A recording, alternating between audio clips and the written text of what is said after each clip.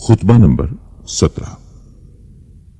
امیر المومنین حضرت علی علیہ السلام اپنے اس خطبے میں ارشاد فرماتے ہیں، یہ خطبہ اس مقام پر دیا گیا جب مدینے میں آپ کی بیعت ہوئی۔ آپ فرماتے ہیں، میں اپنے قول کا ذمہ دار اور اس کی صحت کا ضامن ہوں۔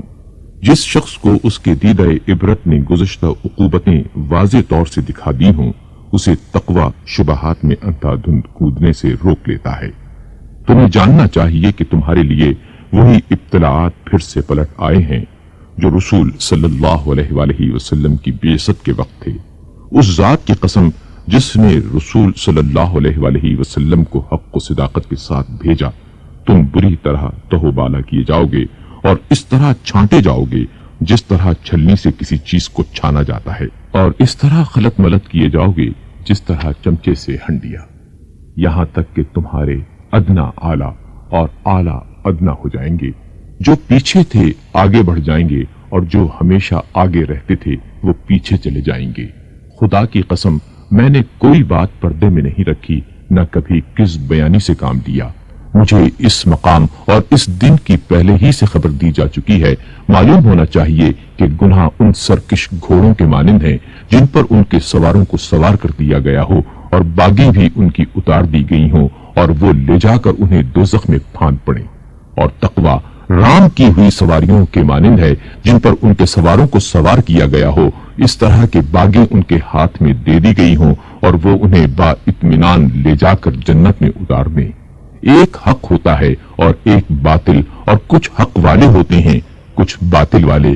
اب اگر باطل زیادہ ہو گیا تو یہ پہلے بھی بہت ہوتا رہا ہے، اور اگر حق کم ہو گیا تو بسا اوقات ایسا ہوا ہے اور بہت ممکن ہے کہ وہ اس کے بعد باطل پر چھا جائے، اگرچہ ایسا کم ہی ہوتا ہے کہ کوئی چیز پیچھے ہٹ کر آگے بڑھے۔ اسی خطبے کا ایک حصہ یہ ہے۔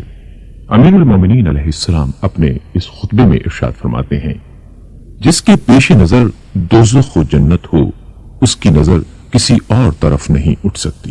جو تیز قدم دوڑنے والا ہے اور نجات یافتہ ہے، اور جو طلبگار ہو مگر سست رفتار، اسے بھی توقع ہو سکتی ہے، مگر جو ارادتاً کوتاہی کرنے والا ہو اسے تو دوزخ ہی میں گرنا ہے۔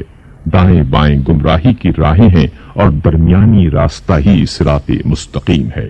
اس راستے پر اللہ کی ہمیشہ رہنے والی کتاب اور نبوت کے آثار ہیں، اسی سے شریعت کا نفاذ و اجرا ہوا اور اسی کی طرف آخر کار بازگشت ہے۔ جس نے غلط ادا کیا وہ تباہ و برباد ہوا، اور جس نے افطرا باندھا وہ ناکام و نامراد رہا۔ جو حق کے مقابلے میں کھڑا ہوتا ہے تباہ ہو جاتا ہے، اور انسان کی جہالت اس سے بڑھ کر کیا ہوگی کہ وہ اپنی قدر و منزلت کو نہ پہچانے۔ وہ اصل و اساس جو تقوی پر ہو برباد نہیں ہوتی، اور اس کے ہوتے ہوئے کسی قوم کی کشت عمل بے آب و خشک نہیں رہتی۔ تم اپنے گھر کے گوشوں میں چھپ کر بیٹھ جاؤ، آپس کے جھگڑوں کی اصلاح کرو، توبہ تمہارے عقد میں ہے۔